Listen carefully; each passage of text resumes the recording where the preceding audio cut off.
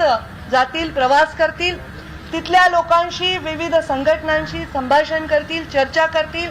आणि एवढंच नाही तर आम्ही 26 तारखेला पूर्ण महाराष्ट्रामध्ये चक्काजाम करून ओबीसीचा हा तीव्र संताप रस्त्यावर आणण्याचा निर्णय घेतलेला आहे. त्याचबरोबर आम्ही सांगितलं होतं की आम्ही निवडणुका महाराष्ट्रामध्ये होऊ देणार नाही. त्या धर्तीवर आम्ही न्यायालयामध्ये सुद्धा याबद्दल दाद मागणार आहोत की जी कृष्णमूर्तींनी जो निर्णय दिला त्या कृष्णमूर्तींच्या न्यायालयाच्या निर्णयाला कुठेतरी दिशाभूल करून या सगळ्या गोष्टीमध्ये केंद्राकडे बोट दाखवण्याचं काम जे आत्ताचं सरकार करते ते सर्वस्वी चुकीचं आहे. आत्ता न्यायालयामध्ये आम्ही दाद मागून इम्पिरिकल डेटाच्या आधारावर ओबीसीच्या आरक्षणाच्या बद्दल जसा निर्णय आम्ही घेतला, आम्ही तेव्हाही जे पावलं उचलली तशी पावलं आत्ताच्या सरकारने उचलायला पाहिजे अशा प्रकारची आम्ही भूमिका घेणार आहोत. यामध्ये सर्वात महत्त्वाचा विषय, आज आम्ही सत्तेमध्ये नाही, आम्ही आज विरोधी पक्षात आहोत. विरोधी पक्षाचं काम आहे सरकारच्या चुकांवर बोट ठेवणं, जागृतपणे डोळ्यात तेल घालून सरकारने घेतलेल्या चुकीच्या निर्णयाच्या माध्यमातून जनतेला न्याय मिळवण्यासाठी रस्त्यावर उतरणं. ते आम्ही करणारच आहोत. पण जेव्हा आम्ही सत्तेत होतो, जेव्हा मी मंत्री होते, देवेंद्रजी मुख्यमंत्री होते, आम्ही सर्व मंत्री होतो, आम्ही वेगवेगळ्या काम करत होतो, तेव्हा आम्ही रस्त्यावर उतरलो नाही, तेव्हा आम्ही मोर्चे काढले नाही, तेव्हा आम्ही निर्णय घेतले, कारण आम्ही निर्णय घेण्याच्या क्षमतेमध्ये होतो. आज दुर्दैवाने सरकारमधले मंत्रीच ओबीसीवर अन्याय झाला म्हणून मोर्चे काढण्याची भाषा करतात. सरकारमधलेच मंत्री हे ओबीसीच्या न्यायासाठी रस्त्यावर उतरण्याची भाषा करतात.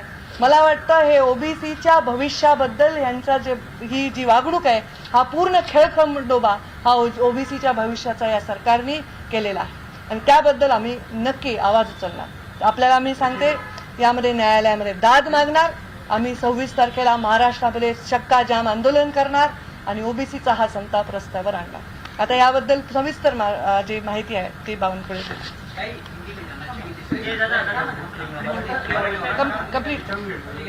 देखिए, इसमें याच्यामध्ये महत्वाचं असं आहे की महाराष्ट्राचे मुख्यमंत्री देवेंद्रजी फडणवीस असताना आणि पंकजाताई मुंडे ग्रामविकास मंत्री असताना 31 जुलै 2019ला ओबीसीचं राजकीय आरक्षण जे महाराष्ट्रात लागू होतं ते कायम ठेवण्याकरता अध्यादेश काढला. सुप्रीम कोर्टाने त्या अध्यादेशाप्रमाणे जिल्हा परिषदेच्या निवडणुकीत घेण्याकरता परवानगी दिली. महाविकास आघाडी सरकारच्या 31 जानेवारीपर्यंत तो अध्यादेश लागू होता. 31 जानेवारीला या सरकारने तो अध्यादेश लॅप्स केला आणि त्याचे पडसाद आहे की न्यायालयामध्ये आज ओबीसीचं आरक्षण टिकलं नाही. आपण विचार करा, 13/12/2019ला निकाल आला आणि त्या निकालामध्ये सुप्रीम कोर्टाने या सरकारला सांगितलं की के कृष्णमूर्तीच्या जजमेंट प्रमाणे तुम्ही डेटा तयार करा, डेटा तयार करून स्टॅटिस्टिकल सायंटिफिक डेटा तयार करा, इम्पेरिकल डेटा तयार करा आणि तुम्ही ओबीसी आयोग नेमून जिल्हा वाईज लोकसंख्या ओबीसीची डिक्लेअर करा आणि आरक्षणाचा निर्णय घ्या. या सरकारने 14 महिने टाइमपास केला, 7 वेळा कोर्टामध्ये गेले, आयोगाची कुठलीही घोषणा या सरकारने केली नाही आणि म्हणून कोर्टाने संपूर्ण ओबीसीचं राजकीय आरक्षण काढून टाकलं. रिव्ह्यू पिटिशन करताना सुद्धा या सरकारने आयोग नेमल्याचं किंवा आम्ही इम्पेरिकल डाटा तयार करतो आहोत सांगितलं नाही.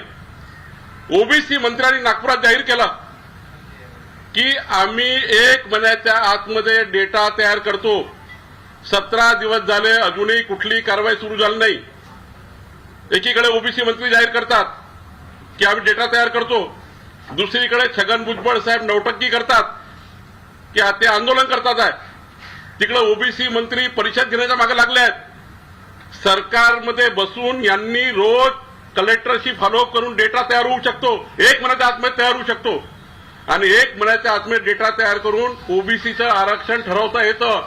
सुप्रीम कोर्टाने सांगितलं असं करा, पण दिशाभूल काय करतात, केंद्राने जनगणना करावी. त्या जनगणनेचा या आरक्षणाची काही संबंध नाही आहे. ती केंद्राची जनगणना जेव्हा होईल तेव्हा होईल. पण आज सुप्रीम कोर्टाच्या निर्देशाप्रमाणे आयोग तयार करून तातडीने डेटा मागवायचा आहे आणि डेटा मागून ओबीसीचं आरक्षण फिक्स करायचं आहे. एवढंच काम आहे. पण नाटक करून त्या ठिकाणी महाराष्ट्राच्या ओबीसी समाजाची दिशाभूल करताय.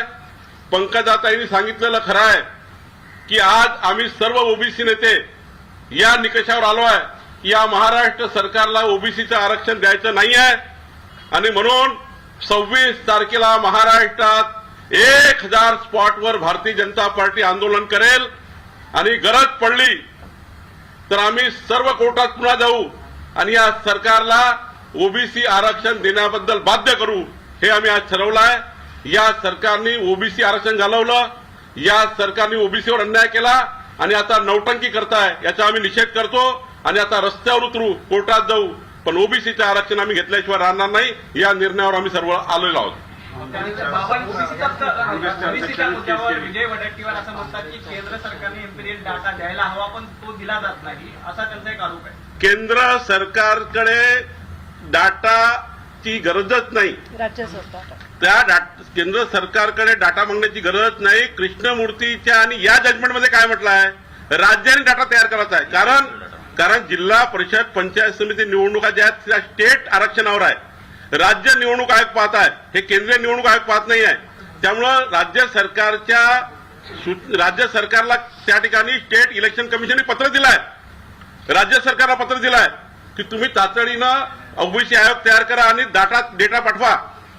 हे राज्याचं आरक्षण आहे, राज्याने द्यायचं आरक्षण आहे आणि त्यामुळे केंद्रीय जनगणनेचा याचा काही संबंध नाही. राज्याने तातडीनं आणि म्हटलं ना, मान्य ओबीसी मंत्र्यांनी म्हटलं नागपूरमध्ये की महिन्याभरात आम्ही डेटा तयार करतो. आता केंद्राचा प्रश्न आला कुठनं आणि डेटा तयार करायला किती वेळ लागतो? 5 एजन्सी जर निवडल्या तर महिन्याभरात डेटा तयार होऊ शकतं. पण हे कशाला मोर्चे, हे कशाला आंदोलन? विरोधी पक्षाचं आंदोलन करण्याची भूमिका आमची असताना हे जाणीवपूर्वक नौटंकी करताय, जाणीवपूर्वक राजकारण करताय, जाणीवपूर्वक परिषदा भरवतायत आणि जाणीवपूर्वक त्या ठिकाणी या ओबीसी आरक्षण मिळू द्यायचं नाही याकरता हे जनतेला कन्फ्यूज करताय. क्लिअर आहे. स्टेट इलेक्शन कमिशनने पत्र दिलं आहे आता की तुम्ही तातडीने ओबीसी ऍक्ट तयार करा आणि डेटा तयार करा. त्यामुळे केंद्राने डेटा द्यावा हे यांचं दिशाभूल करणारं स्टेटमेंट आहे. केंद्राच्या डेटाचा काही संबंध नाही. 26 आणि 27 तारखेला एक चिंतन बैठक आयोजित केली आहे विजय वडेट्टीवार यांनी आणि त्यांनी सर्वपक्षीय नेत्यांना येण्याचं आमंत्रण दिलेलं आहे. भाजप आणि तुम्ही या बैठकीला जाणार आहात का? भारतीय जनता पार्टी आणि कोणत्याही पक्ष असा तो विषय नाही. तो सर्वपक्षीय ओबीसी नेत्यांचा विषय आहे आणि आम्ही ओबीसीच्या हितासाठी काहीही करायला तयार आहोत. पण आज आमच्या पक्षाचा निर्णय आणि आमच्या बैठकीच्या निर्णयामध्ये 26ला आम्ही चक्का जाम करणार आहोत. तर त्यामुळे आता त्या बैठकीवर जाण्याचा प्रश्न 26चा बैठक आहे त्यामुळे तुम्ही त्याला जाणार आहात का नाही? कारण मी चक्का जाम मध्ये असणार आहे. काही ओबीसी नितीन राऊत असतील, विजय वडेट्टीवार असतील, आता छगन असतील, सगळे सत्तेतले मंत्री आहेत. पदोन्नतीचा विषय असेल आणि असे अनेक विषय, मराठा आरक्षणापासून पदोन्नती असेल, नियम बदलताय. पण हे मंत्री फक्त म्हणजे काय तुम्ही भूमिका कशी बघताय? कारण आरक्षण रद्द करण्यापर्यंत मदत गेली आहे आणि कुणी काही करत नाही. मंत्र्याला भरपूर पॉवर असते, सरकारला फार मोठी पॉवर असते आणि त्या पॉवरच्या बळावर त्यावेळी निर्णय क्षमता आमच्यामध्ये होती, योग्य निर्णय करण्याची आमच्यामध्ये क्षमता नाही, आमची नियत होती आणि म्हणून आम्ही त्यावेळी हे आरक्षण टिकवून धरण्याच्या दृष्टीने पावलं उचलली, अध्यादेश काढले. यांची मानसिकता नाही आणि म्हणून तो अध्यादेश लाभ झाला. ते स्वतःची बाजू, आपल्या राज्याच्या ओबीसींची बाजू सुप्रीम कोर्टामध्ये मांडू शकले नाही म्हणून ओबीसींचं आरक्षण गेलेलं आहे. आणि त्यामुळे आता मंत्री जे आहेत त्यांना आंदोलन करायची काय आवश्यकता आहे? त्यांना निर्णय करायची आवश्यकता आहे. तो निर्णय त्यांनी तात्काळ करावा, त्याशिवाय आम्ही निवडणुका होऊ देणार नाही आणि याबद्दल आम्ही न्यायालयामध्ये धाव घेणार. मागासवर्गीय आयोग तयार केला गेलाय, मागासवर्गीय आयोग तयार केलाय, तर दुसरीकडे छगन भुजबळ असं सांगतायत की कोरोना असल्यामुळे इम्पेरिकल डाटा तयार करता येणं सध्या राज्याला शक्य नाही, असं स्टेटमेंट आहे त्यांचं. कोरोना असल्यामुळे इम्पेरिकल डाटा राज्याला करता येणं शक्य नाही हे स्टेटमेंट मला वाटतं की मला मान्य नाही. कोरोनाच्या धर्तीवर आपण अनेक गोष्टी चालू आहेत. कोरोनाच्यामुळे आपण कोरोनाचे बंधन पाळून अनेक गोष्टी करता येईल, जे आपण बाकीच्या गोष्टी कोरोनाच्या धर्तीवर आपण सगळे बंधनं काढून करतो. तर मग इम्पेरिकल डाटाच्याच बाबतीत का? त्यामुळे इम्पेरिकल डाटाचा आणि कोरोनाचा संबंध लावणं अयोग्य. आत्ताचे मुख्यमंत्री आणि तुमचे खरं तर जुने सहकारी त्यांना या सगळ्यांबद्दल म्हणजे एवढं सगळं होतंय आणि इतर मंत्री त्यांच्याच मंत्रिमंडळाचे मंत्री आंदोलनं करतायत असं वाटतंय कुठेतरी की त्यांना याबद्दल काही माहित नाहीये किंवा गाफील ठेवलं जातंय, अधिकारी करताय? मला असं वाटतं, मला हा प्रश्न वेळोवेळी विचारला जातो. मी हे सांगितलंय की मुख्यमंत्र्यांना गाफील ठेवत असतील तर ही काही राज्याच्या दृष्टीने चांगली गोष्ट नाही, आणि मुख्यमंत्र्यांचं याच्यामध्ये लक्ष नसेल तर ही सुद्धा चांगली गोष्ट नाही. म्हणून एकदा मुख्यमंत्र्यांनाही मी वेळ मागते की आम्हाला वेळ द्या, आम्ही मंत्री म्हणून तो विषय हाताळलाय, आम्ही याच्यामध्ये काय करता येईल आम्ही सूचना देऊ शकतो ना. कारण जेव्हा तुम्ही एखादा निर्णय घेता राज्याच्या हिताचा, तेव्हा तुम्ही एक समिती जेव्हा गठीत करता, मग ती कोणती असेल, ओबीसीची असेल, आणखी काय विषयाची असेल, त्याच्यामध्ये काही सूचना घ्यायला काय हरकत आहे. सूचनाच तुम्हाला घ्यायच्या नाही कोणाच्या, तर हे योग्य नाही. मी मुख्यमंत्र्यांना विनंती केली आहे, मी त्यांची वेळ मागितली, नक्कीच त्यांना जाऊन भेटून हे विषय त्यांच्या समोर आणून देतो. बघू ते गाफील आहेत का दुर्लक्ष करतात. निरोपाला मला काय उत्तर आलंय का मुख्यमंत्री? आलं तर तुम्हाला कळवेल. ताई, सुप्रीम कोर्टाने दुसरीकडे दिसून येते की मतदार याद्या तयार करण्यासाठी अनेक शाळांना पत्र पाठवण्यात आलेले आहे त्यांचे जे निवडणूक अधिकारी आहे किंवा मतदार याद्या गोळा करण्यासाठी. फेब्रुवारीमध्ये ज्या महानगरपालिकांच्या निवडणुका त्या पार्श्वभूमीवर ही सगळी प्रक्रिया सुरू झाली आहे, ज्याला शिवसेनेचं पाठबळ आहे असं दिसून येतं. मतदार याद्या गोळा करण्यासाठी मतदार याद्या गोळा करणं हा टोटली विषय आहे. निवडणूक होणार आहे का नाही हा विषय आमचा आता सध्या फोकस आहे, आणि आमचा विषय हा मर्यादित आता याच्याबद्दलच आम्ही बोलू शकतो. एकंदरीत भाजप ओबीसी आरक्षणासंदर्भात मोर्चा करण्याची भाजपची भूमिका खूप लेट झाली नाही का? कारण की नाही, भाजपची भूमिका ज्या दिवशी निकाल लागला, ज्या दिवशी रिव्ह्यू पिटिशन फेटाळली, त्या दिवशी नागपूरमध्ये, बुलढाण्यामध्ये संजय कुटे यांनी नागपुरात, मी माननीय टिळेकरनी पुण्यामध्ये महाराष्ट्रभर आंदोलन सुरू केले. आम्ही आजही आंदोलन सुरू आहे, पण 26 तारखेचं आंदोलन हे चक्का जाम आंदोलन आहे.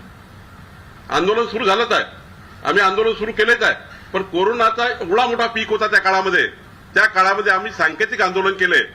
हे आंदोलन आता चक्का जाम राहणार आहे. महाराष्ट्रात 1000 ठिकाणी चक्का जाम आंदोलन होणार आहे. ताई, सुप्रीम कोर्टानं हे एकूणच आरक्षण काढलेलं आहे, अशामध्ये मुख्यमंत्र्यांनी राज्यासाठी वेगळं धोरण करावं ही मागणी देखील सत्ताधारी मंत्री करतायत. ते शक्य आहे? सुप्रीम कोर्टाने आरक्षण काढले हे आम्हाला मान्य नाही. आमचं म्हणणं आहे की सरकार आपली बाजू मांडण्यामध्ये असफल ठरलेलं आहे, आणि त्या क्षमता त्यांनी आपली वापरली नाही आणि ओबीसींकडे दुर्लक्ष केलेलं आहे. त्यामुळे जर आपण ती बाजू मांडू शकलो असतो, जर आमचं सरकार असतं आम्ही जर टिकवू शकलो, तर हे सरकार का नाही टिकवू शकत हा प्रश्न आज ओबीसी महाराष्ट्राचा विचारत आहे. त्यामुळे हे कधीतरी केंद्रावर ढकलायचं, कधी कोर्टावर ढकलायचं, हे या सरकारचं आता इथे डाळ शिजणार नाही.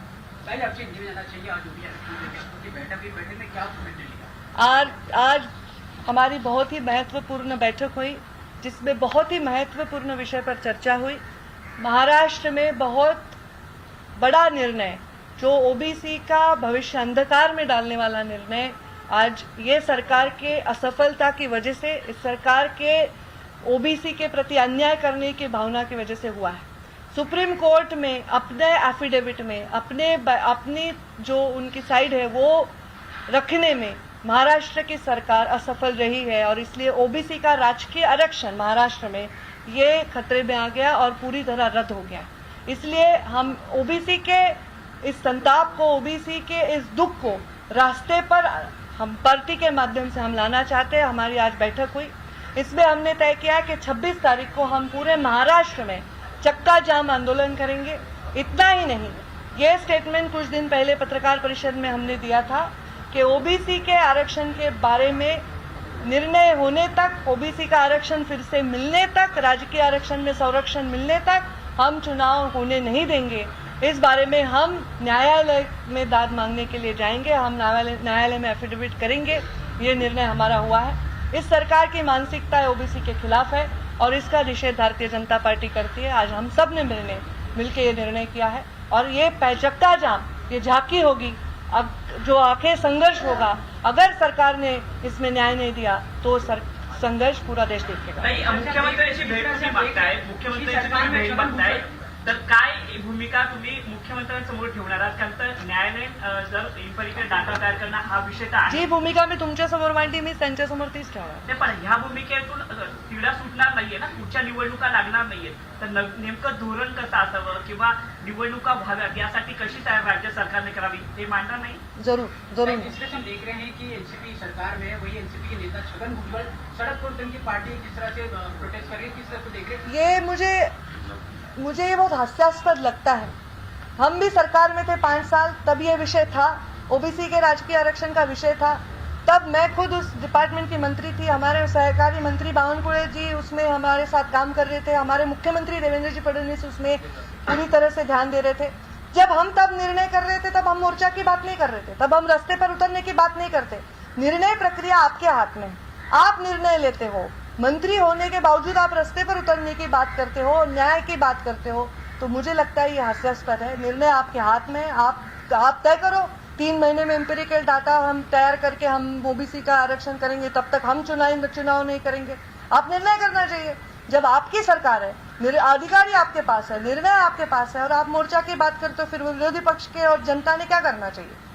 और इसमें महत्वपूर्ण ऐसा है कि 31 जुलाई 2019 को जब माननीय मुख्यमंत्री देवेंद्र फडणवीस जी पंकजाताई ग्राम विकास मंत्री थे, तब ओबीसी का ये जो आरक्षण मेंटेन करने के लिए जो ऑर्डिनेंस निकाला, वो ऑर्डिनेंस नई सरकार ने 31 जनवरी को उनको वो ऑर्डिनेंस को जिंदा रखना था, वो लैप्स कर दिया। इस वजह से ये प्रॉब्लम ज्यादा आया। और ये ऑर्डिनेंस कैंसिल करने के बाद सुप्रीम कोर्ट ने 14 महीने वेट किया कि भाई आप के कृष्णमूर्ति के जजमेंट के मुताबिक आप आयोग तैयार करिए, आयोग तैयार करके डाटा मंगवाइए, वो डेटा मंगवाकर ओबीसी का आरक्षण मेंटेन करिए।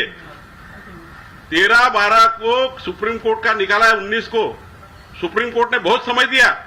उसके बाद रिव्यू पिटीशन इन्होंने की, जब सुप्रीम कोर्ट ने निर्णय खिलाफ कर दिया, ओबीसी का आरक्षण निकाल दिया। रिव्यू पिटीशन में भी इन्होंने सुप्रीम कोर्ट ने में आयोग तैयार करने का स्टेटमेंट नहीं किया। इस वजह से रिव्यू पिटीशन भी खत्म हो गई, अब वो कोई चांस नहीं है।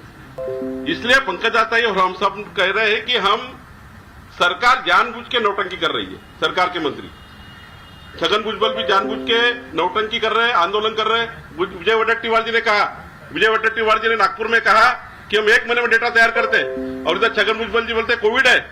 ये कहा की बातें हैं। अरे मुख्यमंत्री जी ने चुप रहना, राष्ट्रवादी के छगन भुजबल ने आंदोलन करना, ओबीसी के मंत्री ने कहना भी 1 महीने में डेटा तैयार करते हैं, हम परिषद लेंगे, ये कहा की बातें हैं।